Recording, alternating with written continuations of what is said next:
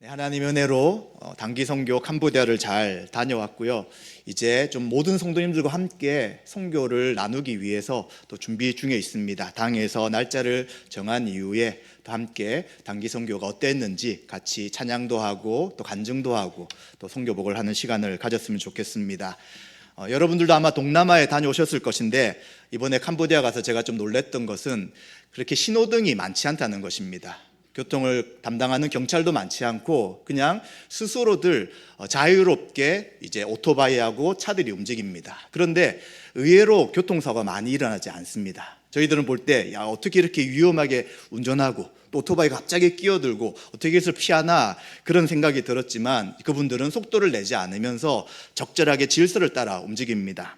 그러나 사실 신호등도 없고 교통경관이 없다는 것은 사고가 항상 일어날 수 있는 것입니다. 그래서 저희가 선교하기 위해서 섬기기 위해 지역으로 가는 동안 또 교통사고가 일어나서 한 분이 쓰러져 있고 두 대가 충돌한 그런 경우도 보게 되었습니다.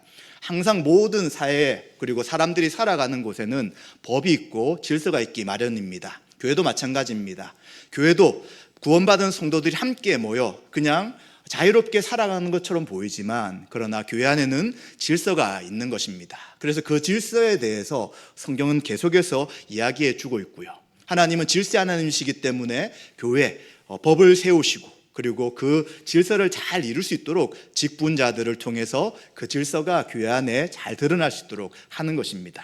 이 질서라는 것이 좀 우리 몸에는 불편할 수 있지만 그러나 질서가 잘 지켜진다면 교회는 더 풍성한 은혜 가운데 있게 되고요. 하나님 주신 은혜가 무엇인지를 알아가며 하나님 나라의 복을 누릴 수 있게 되는 것입니다. 그래서 우리는 주일에 고린도전서를 살펴볼 때 여러 가지 이야기들을 참 많이 하는 것을 보게 됩니다. 어떤 부분에서 사도 바울이 굉장히 자세히 이야기하고요. 또 어떤 부분에서는 굳이 이런 것까지 이야기할 필요가 있을까라는 말씀도 하고 있지만 이 모든 것은 고린도 교회가 하나님께서 세우신 질서 가운데 바른 교회가 되기 위해 이러한 말씀을 하고 있다고 우리는 이해할 수 있습니다. 지난주에 살펴보았던 고린도전서 6장 전반절에서는 세상 법정에 소송하는 문제를 다루고 있습니다.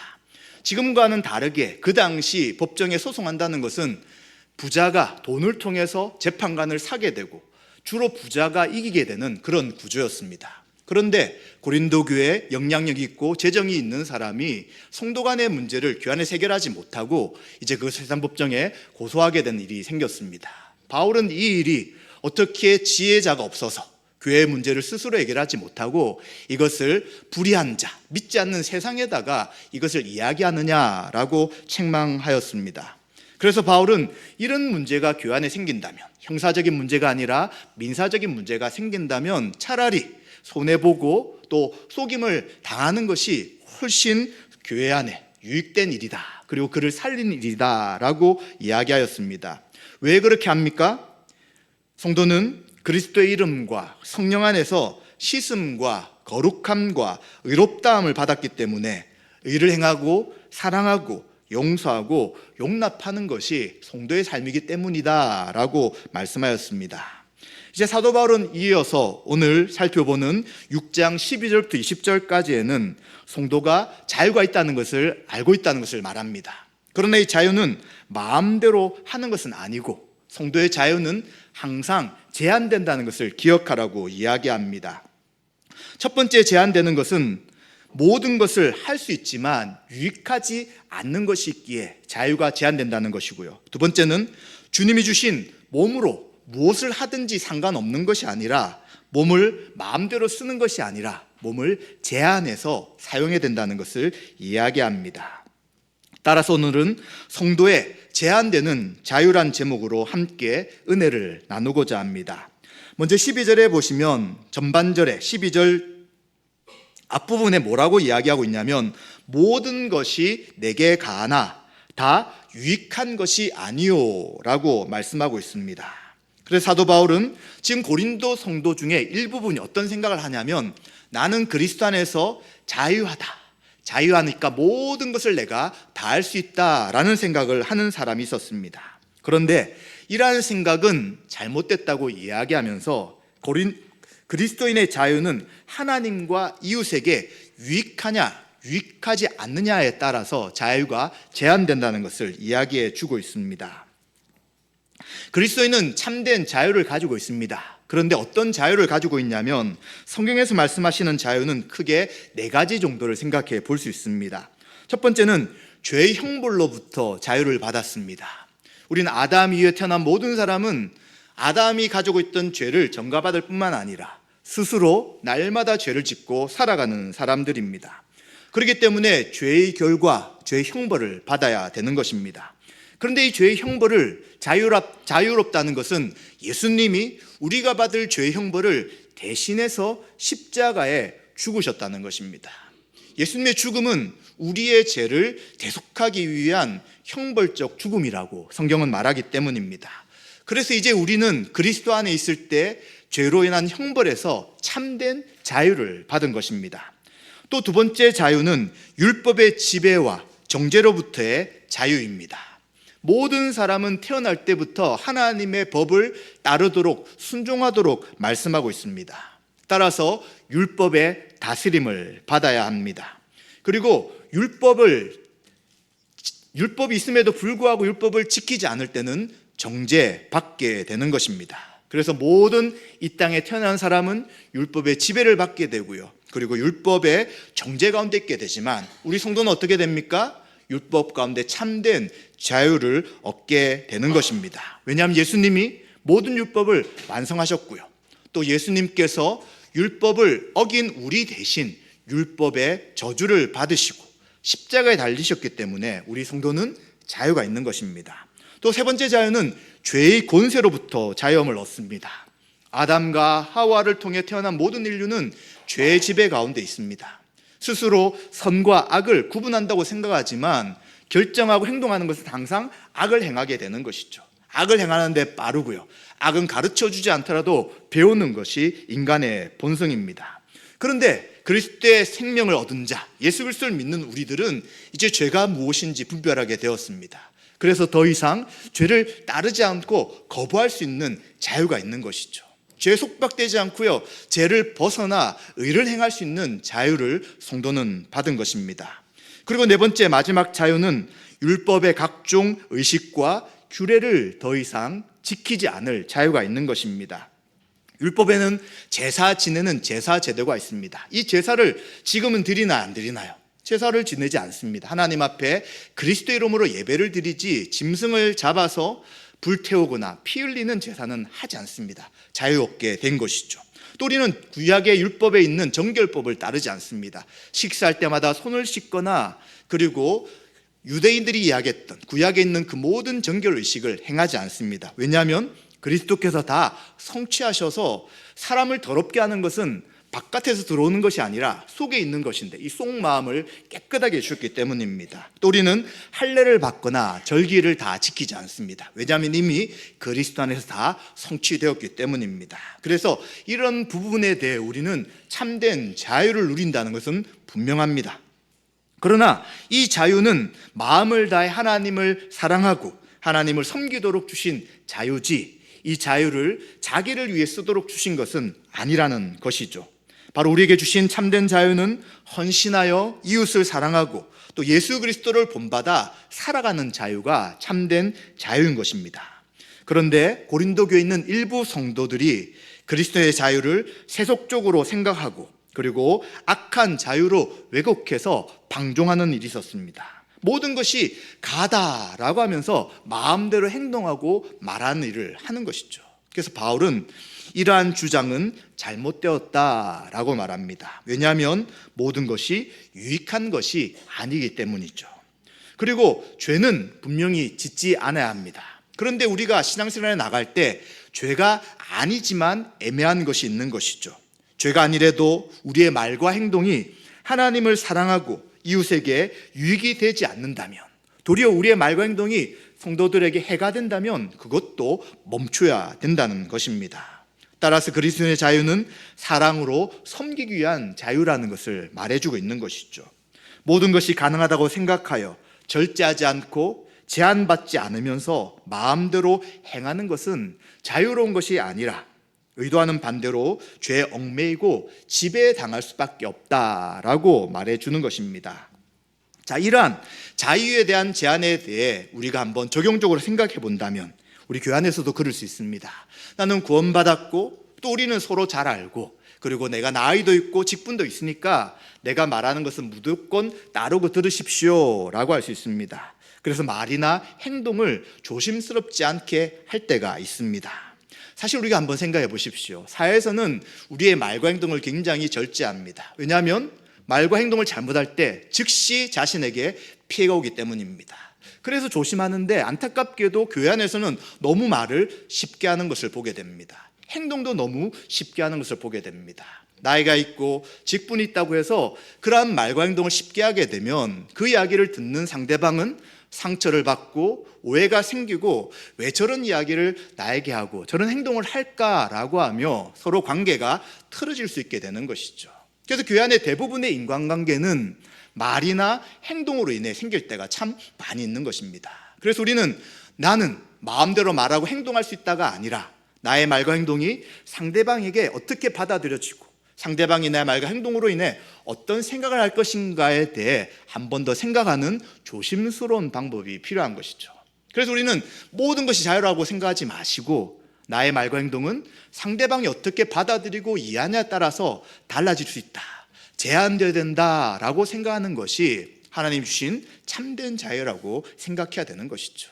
나의 말과 나의 행동이 어떻게 하면 상대방에게 유익을 끼치고 어떻게 하면 그들을 세우고 힘을 주신가를 생각한다면 우리는 어떤 말을 하고 행동할 것인가에 대해서 판단을 내릴 수 있을 것입니다. 그리고 사도 바울은 또 잘못 생각하고 있는 두 번째 이야기를 하고 있습니다. 고린도 교회 어떤 일부의 사람들은 이제 몸은 하나님께서 폐하신 것이기 때문에 몸으로 무엇을 하든지 상관없다라는 생각을 하고 있었습니다. 바로 13절과 14절에 있는 말씀입니다. 그래서 일부의 고린도 성도들은 음식은 배를 위하고 배는 음식을 위하여 있는 것처럼 성, 음란한 것도 몸을 위해 있고 몸은 성, 음란을 위해 있는 것 아닌가라고 주장하는 자들이 있었습니다.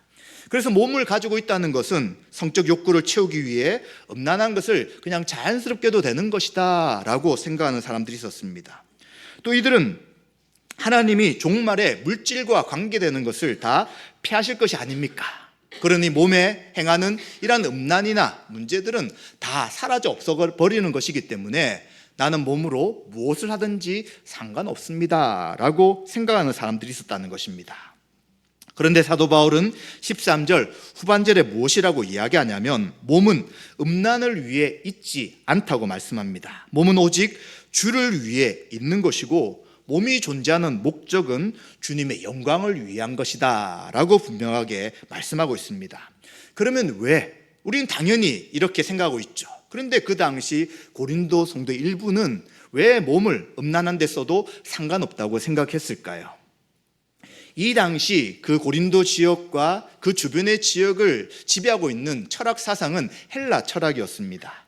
헬라 철학 중에 가장 핵심적인 이야기가 무엇이었냐면 영육이원론입니다. 영과 육을 분리시키는 것이죠. 그래서 영적인 것은 바로 영혼, 보이지 않는 영혼은 영적이고 선하고 좋다고 생각했습니다. 그런데 물질적인 것, 육체나 눈에 보이는 이런 것들은 열등하고 약하다고 그들은 생각했죠. 이런 생각을 가지고 있는 그 세상의 철학 사상이 믿는 자들 가운데 들어오면서 일부의 성도가 이렇게 오해하는 것이죠. 영혼이 육체의 감옥에서 벗어나 모든 물질이 사라진 천상의 세계, 즉 구원받는다는 것은 육체는 구원받는 것이 아니라 영혼만 구원받는다고 생각하는 것입니다. 그래서 이러한 잘못된 종말론적 생각을 가지다 보니까 육체는 없어지는 것이고 구원은 영만 받으니 육체를 가지고 뭘 하든지 아무 상관이 없다, 이런 오해를 하는 사람이 있었다는 것입니다. 그런데 우리는 창세기를 볼 때도 마찬가지지만 하나님이 처음부터 사람을 어떻게 창조하십니까? 몸과 영혼을 가지고 있는 인격체로 창조하신 것을 알게 됩니다. 만약 하나님이 육체가 필요 없다고 생각했다면 영혼만 존재하는 인간을 만들었을 것입니다. 그러나 영혼과 몸과 함께 존재하는 인격체를 만드시고요, 흙으로 몸을 만드신 다음에 그리고 그 몸에 영을 부으시니 영을 부으시니 이제 살아있는 영이 되었다라고 말씀하고 있는 것입니다. 그래서 인간은 온 전 인격을 통하여 하나님 앞에 영광 돌리도록 창조된 존재라는 것을 분명히 기억해야 합니다. 그래서 인격은 몸과 영혼으로 분리되지 않는 것이고요, 그리고 몸은 인격이 함께 나타나는 것입니다. 그래서 한 사람이 누구냐를 볼 때는 그 사람의 전 인격을 통해서 저분은 저런 사람이구나 하는 것을 알게 되는 것이죠. 그래서 우리는 몸을 통해서 하나님 앞에 영광 돌리는 것이 바로 하나님의 창조의 섭리라는 것을 이해해야 되는 것입니다. 그리고 또한 하나님께서는 예수 그리스도가 죽으실 때 죽음으로 끝내지 않으셨습니다. 그를 다시 살리시는 부활케 하신 것이죠. 그런데 우리가 알다시피 예수님의 부활은 어떤 부활이었습니까? 영의 부활이 아니라 육체와 함께 하신 부활이었습니다. 그래서 부활에 대한 복음서의 말씀을 보시면 예수님이 자신이 육체가 있다는 것을 계속해서 보여주시고 강조합니다. 만져보라고 이야기하시고요, 음식을 달라고 이야기하시면서 직접 음식을 먹으시는 것이죠. 절대 예수님이 영만 부활하신 것이 아니라 육체와 함께 부활하신 것을 보게 됩니다. 영광스러운 몸으로 부활하신 것이죠. 이 영광스러운 몸의 부활은 우리에게도 주시는 교훈이 있는 것이죠. 왜냐하면 우리도 주님 재림하실 때 다시 부활하게 될 것인데, 이 부활은 영만 부활하는 것이 아니라 육체를 가지고 부활하는 것입니다. 그리고 육체는 예수님 같은 영광스러운 몸으로 부활될 것을 소망하는 것이죠. 그래서 이 땅에 연약한 육체를 가지고 또 죄를 지을 가능성을 가지고 살아가지만, 우리가 다시 부활케 되는 그때는 죄에 대해서 더 이상 죄를 짓지 않는 영광스러운 몸이고요, 아프고 약하고 연약함이 없는 완전한 육체를 가지고 그리고 하나님께 영광 돌리며 살아갈 수 있는 것입니다. 그래서 현재 여러 가지 어려움을 겪고 육체로 인한 고난이 있을지라도 낙심하지 않아야 되는 것이죠.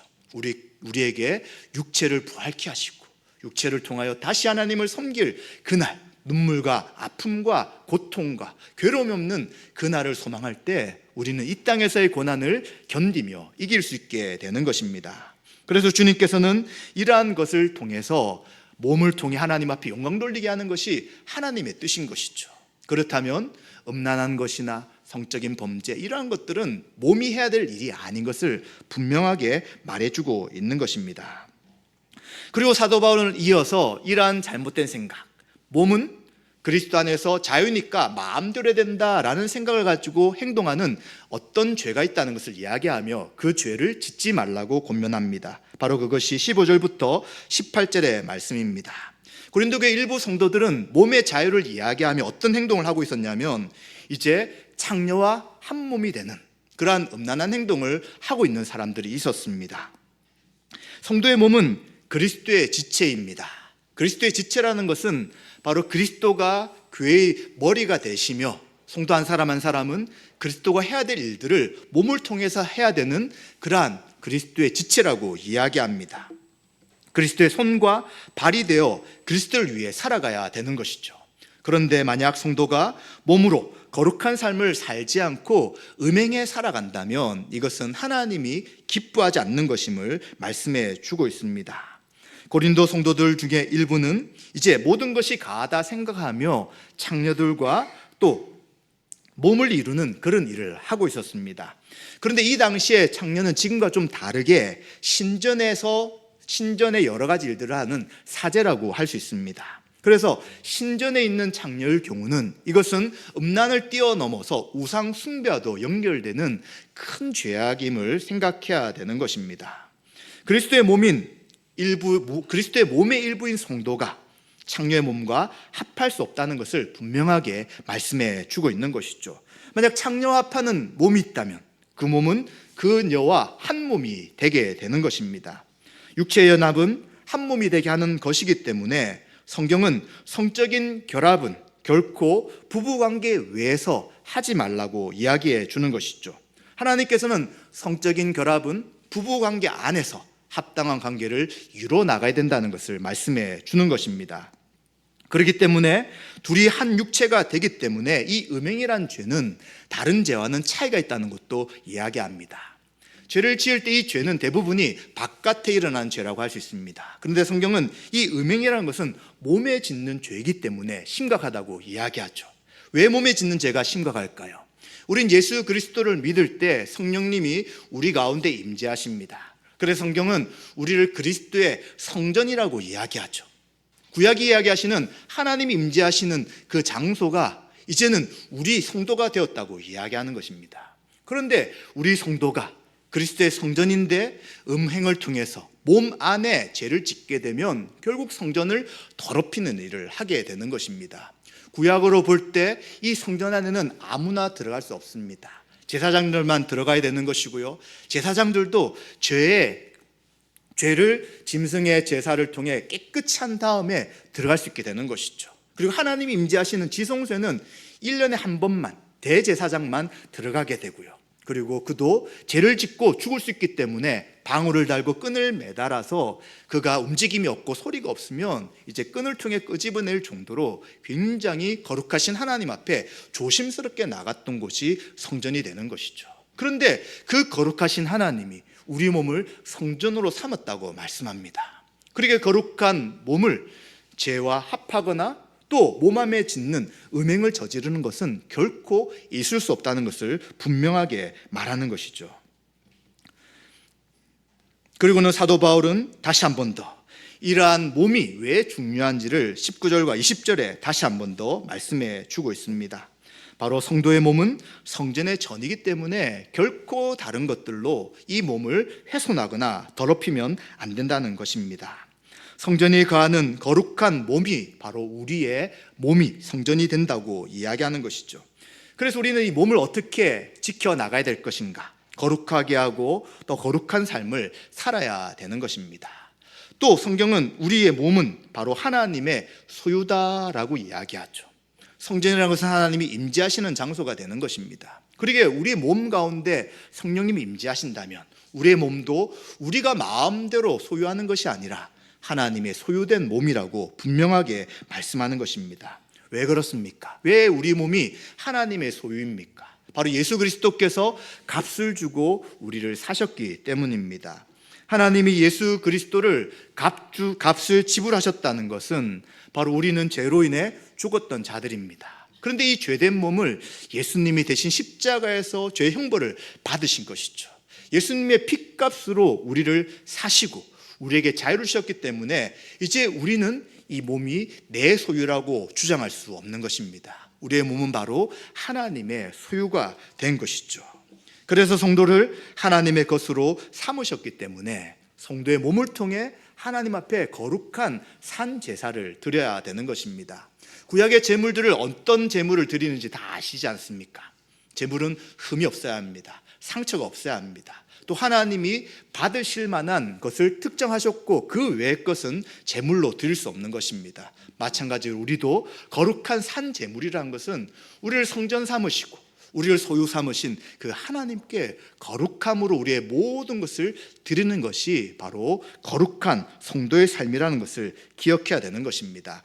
이렇게만 이야기하면 좀 명확하지 않을 수 있습니다. 도대체 어떻게 몸으로 하나님 앞에 영광 돌리는 것이 하나님이 기뻐하는 것이지? 라고 할 수 있습니다. 좀 더 명확하게 말씀을 드린다면 몸으로 하나님께 영광 돌리는 삶은 바로 우리 옆에 있는 형제들, 자매들을 사랑하며 서로 우애하고 존경하기를 먼저 하는 것임을 생각해야 합니다. 왜 그렇습니까? 우리는 신앙생활을 항상 하나님 중심으로 생각하지만 우리의 신앙은 보이지 않는 하나님을 섬기는 사람은 그 하나님의 사랑을 아는 자가 이제 수평적 관계, 보이는 지체들을 사랑하며 섬기며 살아가는 것입니다. 그래서 성경의 많은 구절들이 정말 하나님을 사랑하는 것을 아는 사람, 어떻게 알 수 있느냐 할 때 옆에 있는 보이는 지체를 사랑하는 사람들이 하나님을 사랑하는 사람이고 하나님의 사랑을 받은 사람임을 알 수 있다고 이야기하는 것이죠. 그렇기 때문에 우리가 거룩한 삶으로 또 몸을 들여 하나님께 영광 돌린다는 것은 하나님 앞에 1:1 관계만 하는 것이 아니라 옆에 있는 지체들을 사랑하며 섬기며 그들을 위해 몸을 사용하는 것임을 이야기해 주는 것입니다. 몸을 사용하기 위해서는 어떻게 해야 합니까? 먼저 섬겨야 되는 것이고요, 부지런해야 되는 것이고요, 게으르지 않아야 되는 것이며 열심을 품는 것입니다. 만약 우리가 몸을 가지고 있음에 불구하고 몸 없이 신앙생활 한다고 생각해 보십시오. 아무도 교회에 나오지 않을 것입니다. 몸이 없다고 생각한다면 그냥 집에서 영으로 예배드리면 끝난다고 생각하는 것이죠. 다른 사람을 섬긴다고 생각해 보십시오. 몸은 움직이지 않아요. 말로 하는 것은 그를 제대로 섬길 수 없는 것입니다. 그래서 우리의 섬김은 항상 몸이 움직여야 되는 것입니다. 그래서 몸이 가야 되고요, 몸을 써야 되는 것이고요, 그리고 몸과 몸을 통해서 섬겨 나가는 것이기에 부지런해야 되고 게으르지 말아야 되고요, 열심을 품는 것은 너무 당연한 것입니다. 그래서 이런 성경의 말씀들은 항상 보이지 않는 영적인 무엇을 하는 것이 아니라 실제 몸을 가지고 보이는 지체들에게 행동하고 말하고 섬기는 것이 연결된다는 것을 생각해야 되는 것입니다. 이제 가을이 되고 곧 겨울이 되면서 올 한 해가 마무리될 것입니다. 우리는 일할 때 어떻게 살아왔고 어떻게 살 것인지를 한 번 더 생각해 봐야 합니다. 지금 이제 코로나 이후에 시대가 많이 달라져서 좀 편한 것, 신앙생활도 편한 것, 몸이 좀 안식을 누리는 것을 원하지만 실제 이 몸은 주님 오실 때까지 주의 영광을 위해 철저하게 사용돼야 되는 것이 우리의 몸입니다. 왜 그렇습니까? 다시 우리의 몸은 부활되어서 완전한 영광을 누릴 것이기 때문입니다. 그런데 지금 우리의 몸을 아끼고 나만 위해 살아가거나 그리고 다른 사람보다는 나를 위한 시간들을 가지며 몸을 아낀다면 우리는 그 시간을 하나님 앞에 계산해 볼 때 옳지 않은 시간이라는 책망을 들을 수밖에 없다는 것이죠. 그래서 우리는 우리의 몸을, 지체를 섬기고 지체를 위해 시간을 드리고 지체를 봉사하고 섬기는 이 일에 최선을 다하고 섬겨 나간다면 몸은 피곤하고 힘들고 어려울 것입니다. 그래서 이러한 최선을 다한 사람은 하루의 잠을 청할 때 오늘도 고단한 하루의 삶을 살았구나, 그러나 이 삶이 하나님께 영광된 삶이라면 보람 있는 삶이구나, 오늘 하루 주님을 위해 살았으니 또 하나님 허락하신다면 내일 하루를 허락하시고 또 내일도 주를 위해 살겠습니다 라고 해야 되는 것입니다. 그런데 만약 자려고 하는데 너무 몸이 개운해요. 그리고 자려고 하는데 주를 위해 했던 시간보다는 자기를 위해 살았던 시간들이 더 많다면 과연 이 몸의 소유가 하나님 것인지 아니 몸을 통하여서 주를 섬기는 것인지 우리는 생각해 봐야 되는 것입니다. 그래서 성경은 또 무엇을 이야기하냐면 죽고자 하면 살 것이고요, 살고자 하면 죽을 것이라는 역설적인 이야기를 합니다. 우리 몸이 우리 자신을 위해 살겠다고 하면 죽을 것입니다. 그러나 우리 몸을 우리 것이 아니라 주를 위하여 지체를 위하여 헌신하며 죽겠다라고 하면 살 것임을 우리는 생각해야 될 것입니다. 그래서 이제 남은 올 한 해 과연 우리가 이 몸을 무엇을 위해 썼는지 생각해 보시고 이제 남은 한 해 정말 주님을 위해 거룩한 삶을 드린다는 것이 지체를 위해 헌신하고 수고하고 애쓰고 먼저 행한다면 그것을 행하셔서 하나님이 기쁘시게 하는 믿음의 삶을 살았으면 좋겠습니다. 말씀 마무리하겠습니다. 성도는 그리스도 안에서 참된 자유를 얻었습니다. 우리는 죄에 대해 심판에 대해 율법의 저주에서 해방되어 참된 자유를 누립니다. 그런데 이 자유는 모든 것을 마음대로 하거나 육체를 음행에 내어놓는 자유가 아닙니다. 바로 우리의 자유는 지체들을 위해 제한되고 또 우리의 자유는 하나님의 영광을 위해 몸을 어떻게 쓸 건가를 생각해야 된다는 것입니다. 우리의 지체를 가지고 우리의 몸을 가지고 형제자매를 사랑하며 그를 위해 시간과 물질을 사용한다면 하나님께 칭찬듣는 믿음의 삶을 살아가는 것입니다. 그러나 혹시 우리가 여전히 나 자신만을 그리고 나를 위해서만 시간과 몸을 사용한다면 이제 남은 시간과 그리고 남은 몸은 주의 영광을 위해 지체들과 교회를 위해 섬기며 적극적으로 살아가는 그런 삶이 되어야 될 것입니다.